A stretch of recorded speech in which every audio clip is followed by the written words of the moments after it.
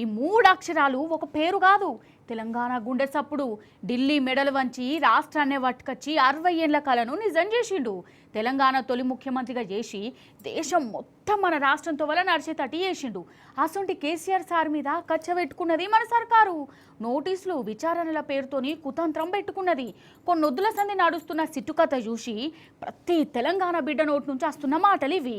అసలు కేసీఆర్ సార్కు నోటీసులు ఇవ్వాలంటే ఇంటికి పోయి ఇయ్యాలి, కానీ గోడ కతకబెట్టుడైంది. అసలు గిట్లనే గరమైతురు జనాలు. పారి ముచ్చట పురా గరుచుకుందాం గాని కాదు. రాత్రి 9:30 దాటిన తర్వాత ఈ పోలీసులకు నందినగర్లో ఉన్న ఇంటి గోడకు నోటీసులు అతకబెట్టి పోయారు. గిట్ల సంగతి విచారణకు రావాలి అని.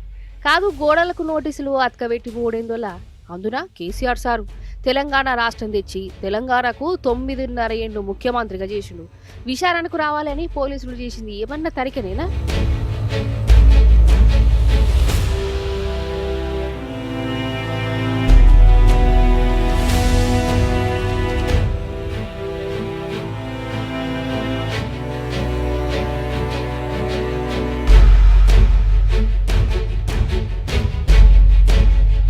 మొన్న సిట్ ఆఫీసర్లు ఇట్లా నోటీసులు ఇస్తేనే కేసీఆర్ సారు సరే విచారణకు అత్తగాని ఇంకోసారి నోటీసులు గీటీసులు ఇచ్చేటప్పుడు ఎర్రవల్లికే వంపుర్రి, నేను ఆన్నే ఉంటున్నా, విచారణ కూడా ఆన్నే చేస్తా మంచిగుంటది అని, అదే నా నియోజకవర్గం అని చెప్పిండు. మరి నేను ఆన్నే ఉంటున్నా, ఆన్నే కల్తా అని అన్నప్పుడు పోలీసులు మళ్ళోసారి నోటీసులు ఇచ్చినప్పుడు ఆడికే పోయి ఇయ్యాలి కదా.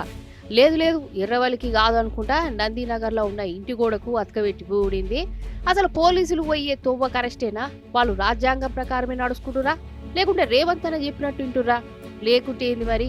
కేసీఆర్ సార్ ఇల్లు నందినగర్లో ఉన్నదా, అందుకే ఆడిచ్చినామని అంటారు. అరే ఇదే ముచ్చట అసలు. అంతెందుకోలా తెలంగాణ తల్లి విగ్రహం ఓపెనింగ్ అనుకుంటా ప్రభుత్వం తరపున మంత్రి పొన్నం ప్రభాకర్ సారు ఎర్రవెల్లికే పోయి కేసీఆర్ సార్కు క్లారిటీ ఇవ్వాలి కదా. మొన్నటికి మొన్న మేడారం జాతరకు ప్రభుత్వం తరపున పిలిచేతందుకు సీతక్కను కొండా సురేఖక్క ఎర్రవల్లికి పోయి కేసీఆర్ సార్ను కలవలేదా? మరి సిట్లోలకు ఏమైంది? వాళ్ళెందుకు గోడ మీద అతకబెట్టాలి? సార్ ఇప్పటికే చెప్పిటు నేను ఎర్రవల్లినే ఉన్నా, ఎవరుంటే మరీ చెప్పినాక కూడా ఎడ్డమంటే తెడ్డమని అడుగు చేసుడింది. అంటే కేసీఆర్ సార్ను అవమానం చేయాలన్న కుట్రేషం కాకుంటే ఇంకేంటిది? గిటనే గరబైతురు.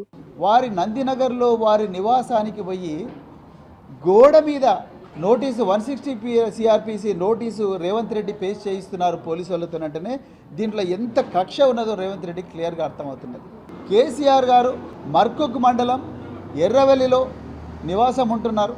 మంత్రులకేమో కేసీఆర్ గారు ఎక్కడ ఉంటున్నారో తెలుసు, వారు ఏ గృహంలో ఉంటున్నారో తెలుసు, ఏ మండలం ఉంటున్నారో తెలుసు. పండగలకు కార్యక్రమాలకు ఇన్వైట్ చేయడం వచ్చు, ఫోటోలు దిగడం వచ్చు, సోషల్ మీడియాలో పెట్టడం వచ్చు, అధికారికంగా ఇన్విటేషన్ ఇవ్వడం వచ్చు. కానీ రేవంత్ రెడ్డి గారి కింద పనిచేస్తున్న పోలీసులకు మాత్రం కేసీఆర్ గారు నివాసం ఉంటున్న బంజారా హిల్సే కనిపిస్తూ ఉన్నది, నందినగరే కనిపిస్తూ ఉన్నది.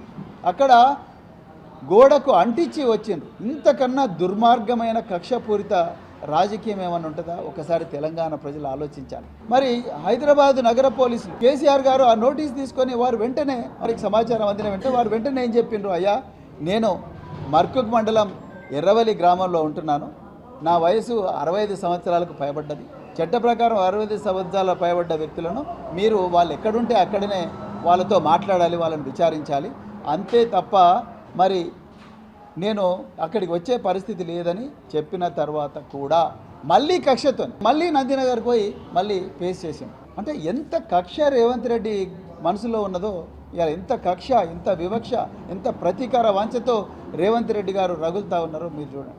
అన్నటి నోటీసులు విచారణ మీద కేసీఆర్ సారు పోలీసులకు లెటర్ రాసిండులా. ఆదివారం 3కి విచారణకు నేను రెడీ అని చెప్పిండు. నందినగర్లోనే విచారించుకోవచ్చు అని అన్నాడు.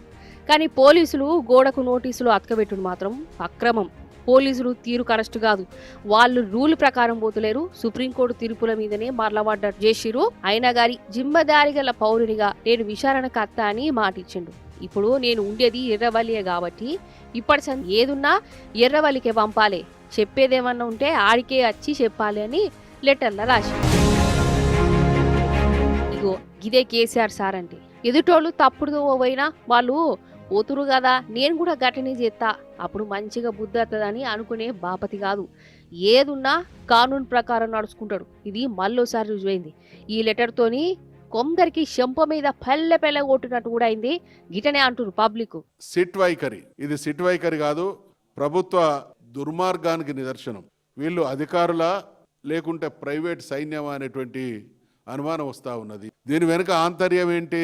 ఎట్టి పరిస్థితులలో కేసీఆర్ కానీ బీఆర్ఎస్ శ్రేణులు కానీ మున్సిపల్ ఎన్నికల 3 నుంచి వాళ్ళను మానసికంగా కాస్త చెదరగొట్టాలి అనేటువంటి దుర్మార్గం. మున్సిపల్ ఎన్నికలలో ఓటమి తప్పదు అనేటువంటి భయంతో చేస్తున్నటువంటి ఓ చిల్లర మల్లర వ్యవహారం లాగా వ్యవహరిస్తున్నటువంటి తీరును మేము ఆక్షేపిస్తా ఉన్నాం.